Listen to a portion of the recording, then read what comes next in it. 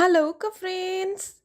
Jika kalian menemukan soal seperti ini, maka yang harus kalian pahami adalah mengenai larutan penyangga. Larutan penyangga atau buffer merupakan suatu larutan yang dapat mempertahankan kondisi pH dalam larutan. Salah satu cara untuk membentuk larutan penyangga adalah dengan adanya pencampuran asam lemah dan basa kuat atau basa lemah dan asam kuat, sehingga membentuk garam basa konjugasi atau garam asam konjugasi. Dalam reaksi ini, nilai N asam kuat atau basa kuat habis bereaksi, sementara nilai N asam lemah atau basa lemah memiliki nilai N yang bersisa.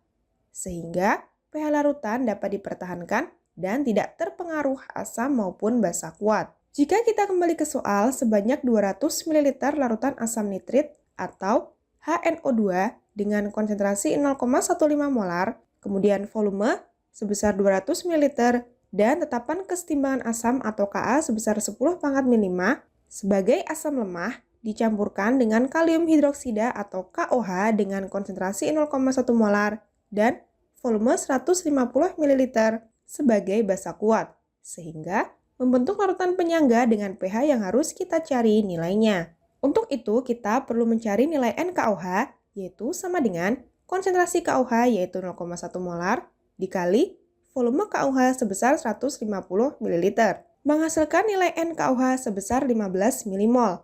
Sedangkan nilai NHNO2 sama dengan konsentrasi HNO2 sebesar 0,15 molar dikali volume HNO2 yaitu 200 ml, menghasilkan nilai NHNO2 sebesar 30 mmol. Kemudian jika dimasukkan nilai NKOH dan NHNO2 ke perhitungan reaksi mula-mula, bereaksi, dan sisa atau MRS antara KOH dan HNO2 menjadi kalium nitrit atau KNO2 dan air atau H2O, maka kita bisa memperoleh sisa NHNO2 sebesar 15 mmol yang juga menghasilkan garam KNO2 dengan nilai N sebesar 15 mmol yang setara dengan nilai N basa konjugasi HNO2 yaitu NO2- berdasarkan dari reaksi ionisasi KNO2 menjadi K+ dan NO2-.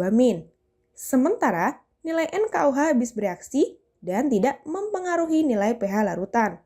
Berdasarkan hal tersebut, maka kita bisa mengetahui nilai pH larutan penyangga dari konsentrasi H+ sama dengan Ka HNO2 dikali NHNO2 sisa dan dibagi NNO2- atau konsentrasi H+ sama dengan 10 pangkat min 5 dikali 15 mmol dan dibagi 15 mmol.